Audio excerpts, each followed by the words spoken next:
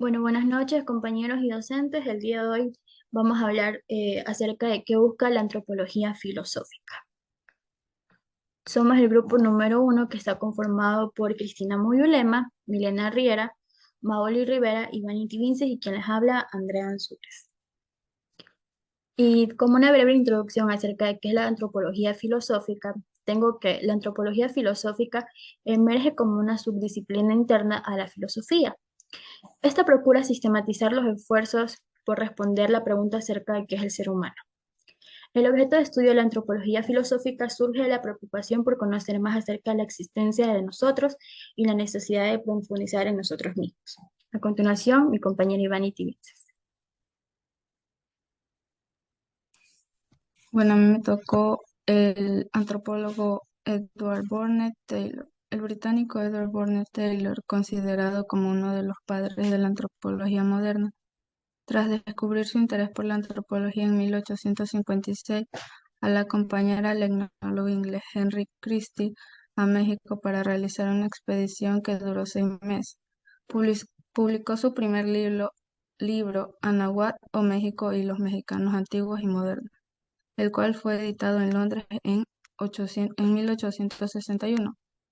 Taylor realizó estudios sobre las primeras contribuciones importantes en la antropología, como la expresión del estado salvaje del pensamiento, que corresponde a la evolución social e intelectual de la humanidad. Luego de comenzar su labor investigadora sobre las sociedades tradicionales, publicó el libro Investigaciones sobre la historia de la humanidad en 1865, al que le siguió con su segundo libro, que le puso Cultura Primitiva, con 2 volúmenes en 1871, y el último libro, Antropología, en 1881. Burnett Taylor ocupó la primera cátedra de antropología que surgió en la Universidad de Oxford. También dirigió la Anthropological Society, donde ejerció influencia en el campo de las ciencias sociales. El antropólogo fue uno de los principales creadores de la teoría del evolucionismo cultural, en la que abordó los temas como la descendencia, religión, el matrimonio y las creencias. Las perspectivas de Taylor se fundamentan en una base cognitiva donde se argumentó principalmente la religión en tres etapas fundamentales, a las que denominó animismo, politeísmo y monoteísmo. A continuación, mi siguiente compañera.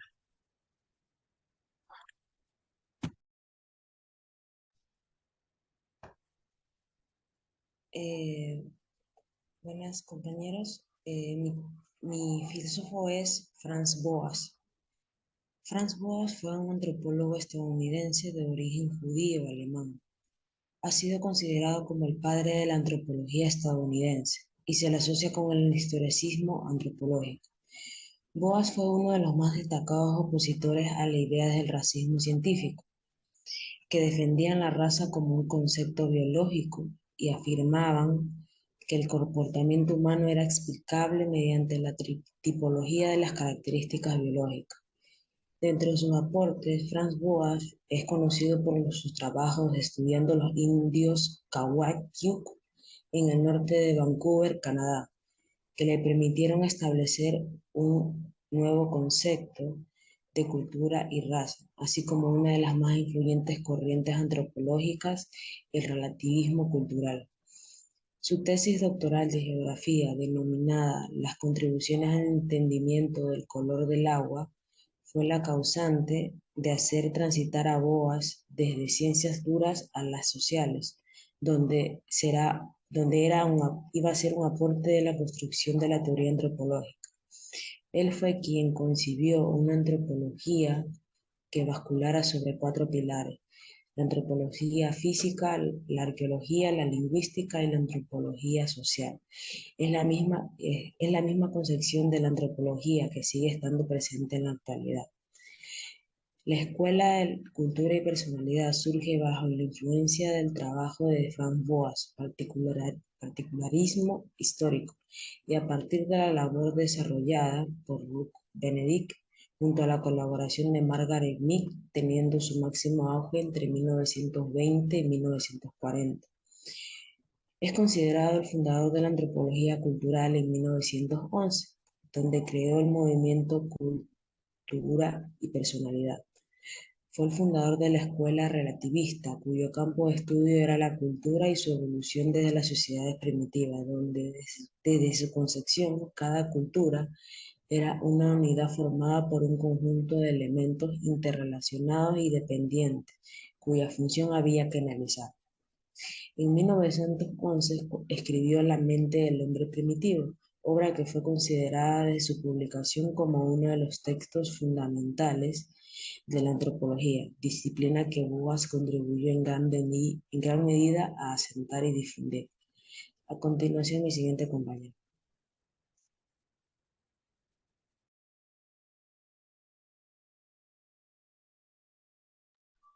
Bueno, yo hoy día de hoy les voy a hablar sobre Max Schiller, que él fue uno de los primeros exponentes de la antropología filosófica. Schiller propuso que el hombre como un ser amoroso. Para él, el ser humano tiene en el mundo un puesto especial por su esencia y por su misión, mientras dice que el animal está ligado al mundo circundante y el ser humano está abierto al mundo. Él cita que el espíritu es la nota esencial y característica del ser humano. Él dice que es la culminación de una serie de grados ónticos que se inician con el mundo inorgánico, al cual le sigue el ser vivo, el animal y por último el hombre. Los seres vivientes, a diferencia de la realidad inorgánica, se caracterizan por tener un centro único con unidad e individualidad.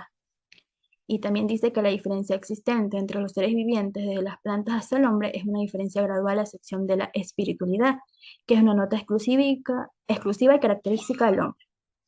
A esa diferencia gradual él la llama a los grados del ser psicofísico, y que son 4. El primer grado es el impulso afectivo, que está presente en las plantas y es el grado íntimo de lo psíquico. En este grado no hay conciencia, ni sensación, ni representación. También falta la orientación o finalidad específica hacia algo como el alimento o la satisfacción sexual. El segundo grado es el instinto, que se caracteriza por tener sentido, por transcurrir con cierto ritmo, por ser importante para la vida de la especie, por ser innato y hereditario, y por último, por ser dependiente del número de ensayos realizados.